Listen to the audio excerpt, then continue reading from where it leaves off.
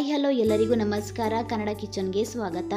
ಇವತ್ತಿನ ವಿಡಿಯೋದಲ್ಲಿ ನಾವು ತುಂಬ ಫೇಮಸ್ ಆಗಿರುವಂಥ ಬೆಳ್ಳುಳ್ಳಿ ಕಬಾಬ್ನ ಚಿಕನ್ ಹಾಕ್ದೇನೆ ಸ್ವಲ್ಪ ಡಿಫ್ರೆಂಟ್ ಆಗಿ ಮಶ್ರೂಮ್ನ ಹಾಕಿ ಮಶ್ರೂಮ್ ಬೆಳ್ಳುಳ್ಳಿ ಕಬಾಬ್ನ ಹೇಗೆ ಮಾಡೋದಂತ ನೋಡೋಣ. ಹಾಗೆ ಈ ವಿಡಿಯೋನ ನೋಡ್ತಿರೋರು ಪ್ಲೀಸ್ ನಮ್ಮ ಚಾನಲನ್ನು ಸಬ್ಸ್ಕ್ರೈಬ್ ಮಾಡ್ಕೊಳ್ಳಿ, ಹಾಗೆ ಬೆಲ್ ಐಕಾನ್ನ ಕ್ಲಿಕ್ ಮಾಡಿ. ಮಶ್ರೂಮ್ ಬೆಳ್ಳುಳ್ಳಿ ಕಬಾಬ್ ಮಾಡೋದಕ್ಕೆ ನಾನಿಲ್ಲಿ ಮೊದಲಿಗೆ ಒಂದು ಮಿಕ್ಸಿ ಜಾರ್ಗೆ 2 ಗಡ್ಡೆ ಆಗುವಷ್ಟು ಬೆಳ್ಳುಳ್ಳಿನ ಬಿಡಿಸಿ ಹಾಕ್ತಿದ್ದೀನಿ. ಹಾಗೆ 2 ಪೀಸ್ ಆಗುವಷ್ಟು ಚಕ್ಕೆ, 2 ಲವಂಗ, ಸ್ವಲ್ಪ ಕರಿಬೇವನ್ನ ಹಾಕ್ತಿದ್ದೀನಿ. ಹಾಗೆ ಖಾರಕ್ಕೆ ಇಲ್ಲಿ ನಾನು 4 ಹಸಿಮೆಣಸನ್ನ ಹಾಕ್ತಿದ್ದೀನಿ. ನಿಮಗೆ ಖಾರ ಎಷ್ಟು ಬೇಕಂತ ನೋಡಿ ಮೆಣಸನ್ನ ಹಾಕಿ. ಹಾಗೆ ಒಂದು ಅರ್ಧ ಇಂಚ್ ಆಗುವಷ್ಟು ಶುಂಠಿನ ಹಾಕಿ ಇದನ್ನ ಚೆನ್ನಾಗಿ ನಾನು ರುಬ್ಕೊಳ್ತೀನಿ. ಇದಕ್ಕೆ 1 ಸ್ಪೂನ್ ಆಗುವಷ್ಟು ನೀರನ್ನು ಹಾಕಿ ರುಬ್ಕೊಳ್ತಿದ್ದೀನಿ. ಜಾಸ್ತಿ ನೀರನ್ನು ಹಾಕಿ ರುಬ್ಕೊಳ್ಬೇಡಿ, ಪೇಸ್ಟ್ ಸ್ವಲ್ಪ ಗಟ್ಟಿಯಾಗಿ ಇರಲಿ. ಹಾಗೆ ನಾನು ಇಲ್ಲಿ ಮಶ್ರೂಮ್ನ ಕಟ್ ಮಾಡ್ಕೊಳ್ತಿದ್ದೀನಿ.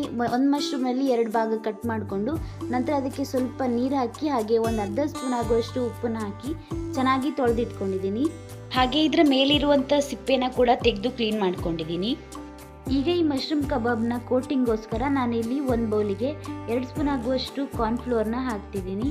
ಹಾಗೆ 1 ಸ್ಪೂನ್ ಆಗುವಷ್ಟು ಕಡಲೆ ಹಿಟ್ಟು, 2 ಸ್ಪೂನ್ ಆಗುವಷ್ಟು ಅಕ್ಕಿ ಹಿಟ್ಟು, ಹಾಗೆ 1 ಸ್ಪೂನ್ ಆಗುವಷ್ಟು ಮೈದಾ ಹಿಟ್ಟನ್ನ ಹಾಕ್ತಿದ್ದೀನಿ.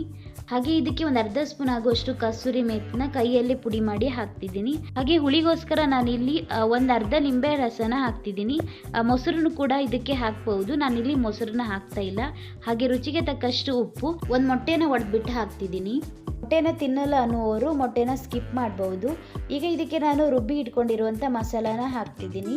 ಮಸಾಲಾನ ಹಾಕಿದ ನಂತರ ಇದಕ್ಕೆ ನಾನು 1/4 ಸ್ಪೂನ್ ಆಗುವಷ್ಟು ಅರಿಶಿನ ಹಾಕಿ ಇದನ್ನ ಚೆನ್ನಾಗಿ ಮಿಕ್ಸ್ ಮಾಡ್ಕೊಳ್ತೀನಿ.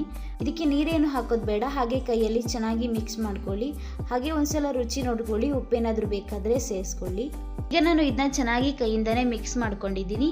ಇದಕ್ಕೆ ನಾವು ಕಟ್ ಮಾಡಿ ರೆಡಿ ಮಾಡಿ ಇಟ್ಕೊಂಡಿರುವಂಥ ಮಶ್ರೂಮ್ನ ಹಾಕಿ ಮತ್ತೆ ಚೆನ್ನಾಗಿ ಮಿಕ್ಸ್ ಮಾಡ್ಕೊಳ್ಳಿ. ಮಶ್ರೂಮ್ನಿಗೆ ಕೋಟಿಂಗ್ ಎಲ್ಲ ಚೆನ್ನಾಗಿ ಸೇರ್ಕೊಳ್ಬೇಕು, ಆ ರೀತಿ ಮತ್ತೆ ಚೆನ್ನಾಗಿ ಮಿಕ್ಸ್ ಮಾಡ್ಕೊಳ್ಬೇಕಾಗತ್ತೆ. ನಾನಿಲ್ಲಿ ಇದನ್ನ ಚೆನ್ನಾಗಿ ಮಿಕ್ಸ್ ಮಾಡ್ಕೊಂಡಾಗಿದೆ. ಈಗ ಇದನ್ನು 15ರಿಂದ 20 ನಿಮಿಷಗಳ ಕಾಲ ನಾವು ಮ್ಯಾರಿನೇಟ್ ಆಗೋದಕ್ಕೆ ಇಡಬೇಕಾಗತ್ತೆ. ಆಗ ಉಪ್ಪು ಖಾರ ಎಲ್ಲ ಚೆನ್ನಾಗಿ ಸೇರ್ಕೊಂಡಿರುತ್ತೆ. ಇದನ್ನ ನಾನು ಫ್ರಿಜ್ಜಲ್ಲಿ ಇಡ್ತಿದ್ದೀನಿ, ಇಲ್ಲಾಂದರೆ ಹಾಗೆ ಹೊರಗಡೆ ಕೂಡ ಇಟ್ಟು ಮ್ಯಾರಿನೇಟ್ ಮಾಡ್ಕೊಳ್ಬೋದು. ಇದೀಗ ಮ್ಯಾರಿನೇಟ್ ಆಗಿದೆ ಚೆನ್ನಾಗಿ. ಹಾಗೆ ಎಣ್ಣೆ ಕೂಡ ಇಲ್ಲಿ ಚೆನ್ನಾಗಿ ಬಿಸಿ ಆಗಿದೆ. ಇದಕ್ಕೆ ನಾವು ಮ್ಯಾರಿನೇಟ್ ಆಗಿರುವಂಥ ಮಶ್ರೂಮ್ನ ಹಾಕಿ ಚೆನ್ನಾಗಿ ಫ್ರೈ ಮಾಡ್ಕೊಳ್ಬೇಕಾಗತ್ತೆ. ಮಶ್ರೂಮ್ನ ಎಣ್ಣೆಗೆ ಹಾಕಿದ ಕೂಡಲೇ ಒಂದೇ ಸಲ ಮಿಕ್ಸ್ ಮಾಡ್ಕೊಳ್ಳೋದಕ್ಕೆ ಹೋಗಬೇಡಿ, ಆಗ ಮಸಾಲೆ ಎಲ್ಲ ಬಿಟ್ಟು ಹೋಗುತ್ತೆ. ಆದ್ದರಿಂದ 1 ನಿಮಿಷ ಅಥವಾ 2 ನಿಮಿಷ ಆದಮೇಲೆ ಇದನ್ನ ಚೆನ್ನಾಗಿ ಮಿಕ್ಸ್ ಮಾಡ್ಕೊಳ್ಳಿ. ಆಗ ಮಶ್ರೂಮ್ಗೆ ಚೆನ್ನಾಗಿ ಕೋಟಿಂಗ್ ಕೂಡ ಅಂಟ್ಕೊಂಡಿರುತ್ತೆ. ಹಾಗೆ ಇದನ್ನು ಮೀಡಿಯಂ ಫ್ಲೇಮಲ್ಲಿ ಇಟ್ಟು ಕಲರ್ ಸ್ವಲ್ಪ ಚೇಂಜ್ ಆಗಬೇಕು, ಅಲ್ಲಿ ತನಕ ಇದನ್ನ ಚೆನ್ನಾಗಿ ಫ್ರೈ ಮಾಡ್ಕೊಳ್ಳಿ. ಹಾಗೆ ಬೆಳ್ಳುಳ್ಳಿ ಮಶ್ರೂಮ್ ಕಬಾಬ್ ಅಂತೂ ತುಂಬಾ ರುಚಿಯಾಗಿರುತ್ತೆ. ಬೆಳ್ಳುಳ್ಳಿ ಚಿಕನ್ ಕಬಾಬ್ ಹೇಗೆ ಕ್ರಿಸ್ಪಿಯಾಗಿ ಜ್ಯೂಸಿಯಾಗಿರುತ್ತೋ ಇದು ಹಾಗೆ ಕ್ರಿಸ್ಪಿಯಾಗಿ ಜ್ಯೂಸಿಯಾಗಿರುತ್ತೆ. ಹಾಗೆ ಮಶ್ರೂಮ್ ಕಬಾಬ್ಗೆ ಯಾವುದೇ ರೀತಿ ಕಲರ್ ಆಗಿರಲಿ ಕೆಮಿಕಲ್ ಆಗಿರಲಿ ಹಾಕೋ ಅಗತ್ಯನೇ ಇರಲ್ಲ, ಆದರೂ ಕೂಡ ತುಂಬಾ ರುಚಿಯಾಗಿರುತ್ತೆ. ಚಿಕನ್ ಬೆಳ್ಳುಳ್ಳಿ ಕಬಾಬ್ ಎಷ್ಟು ರುಚಿಯಾಗಿರುತ್ತೆ ಹಾಗೆ ಈ ಮಶ್ರೂಮ್ ಬೆಳ್ಳುಳ್ಳಿ ಕಬಾಬ್ ಕೂಡ ಅಷ್ಟೇ ರುಚಿಯಾಗಿರುತ್ತೆ. ನೀವು ಚಿಕನ್ ಕಬಾಬ್ ಎಲ್ಲ ತಿನ್ನಲ್ಲ ಅಂತ ಹೇಳಿದರೆ ಈ ರೀತಿ ಮಶ್ರೂಮ್ ಗಾರ್ಲಿಕ್ ಕಬಾಬ್ನ ಮಾಡ್ಕೊಳ್ಳಿ, ಖಂಡಿತ ನಿಮಗೆ ಇಷ್ಟ ಆಗುತ್ತೆ. ಈಗ ಇದು ಚೆನ್ನಾಗಿ ಫ್ರೈ ಆಗಿದೆ, ನಾನು ಇದನ್ನ ತೆಗೆದಿಟ್ಕೊಳ್ತೀನಿ.